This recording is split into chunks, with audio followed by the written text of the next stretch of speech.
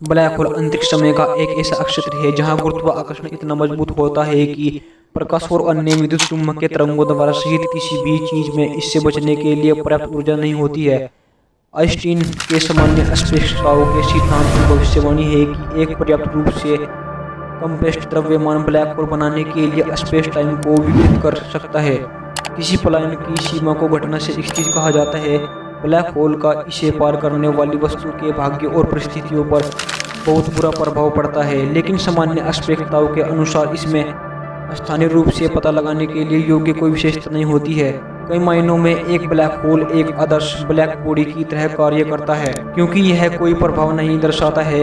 इसके अलावा घुमावदार स्पेस टाइम में क्वांटम क्षेत्र सिद्धांत भविष्यवाणी करता है कि घटना स्थिर हॉकिंग विकिरण उत्सर्जन करते हैं, जिसका स्पेक्ट्रम उसके द्रव्यमान के विपरीत अनुपातिक द्रव्यमान तापमान के एक काले शरीर के समान होता है।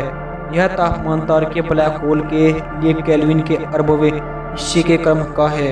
इससे इसे प्रत्यक्ष रूप से निरीक्षण करना अनिवार्य रूप से असंभव हो जाता है।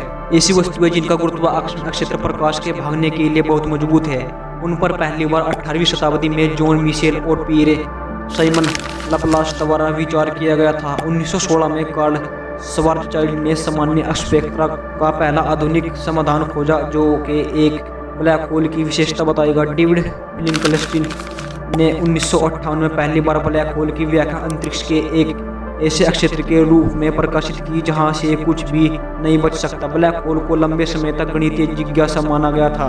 1960 के दशक तक ऐसा नहीं था कि सैद्धांतिक कार्य से पता चला कि वे सामान्य अस्पेक्षता की एक सामान्य भविष्यवाणी 1967 में जैकलीन बेल बर्नल द्वारा न्यूट्रॉन सितारों की खोज ने संभावित खगोल भौतिकी वास्तविक के रूप में गुरुत्वाकर्षण से ढहने वाली कंप्रेस्ड वस्तुओं में रुचि जगाई। पहला ज्ञात ब्लैक होल सिग्नस X1 था, जिसे 1971 में कई शोधकर्ताओं द्वारा स्वतंत्र रूप से पहचाना गया था।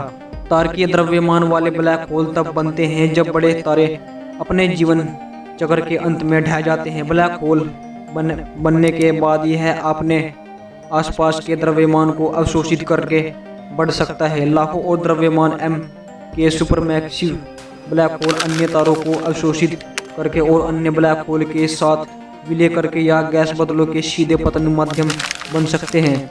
इस बात पर आम सहमति है कि अधिकांश आशंकाओं के केंद्रों को महाविशाल ब्लैक होल मौजूद है।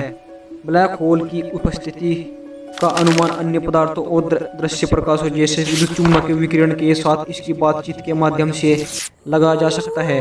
कोई भी पदार्थ जो ब्लैक होल की ओर गिरता है वह घर्षण से गर्म होकर बाहरी अभिवर्ती डिस्क का निर्माण कर सकता है, जिससे क्वासर बनता है, जो ब्रह्मांड की सबसे चमकीली वस्तुओं में से कुछ। किसी महाविशाल ब्लैक होल के बहुत करीब से गुजरने वाले तारों को निकलने से पहले स्ट्रीमचर के टुकड़े किया जा सकता है, जो बहुत चमकते हैं।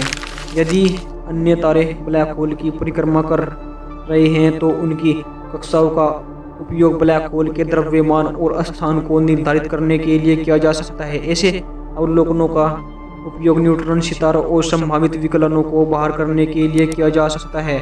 इस तरह खगोलविदों ने बाइनरी सिस्टम में कई तारकीय ब्लैक होल उम्मीदवारों की पहचान की है और स्थापित किया है कि मिल्की आकाशगंगा मूल धनु ए के रूप में जाना जाने वाला रेडियो स्रोत लगभग 4.3 मिलियन और द्रव्यमान का एक सुपरमैसिव ब्लैक होल है।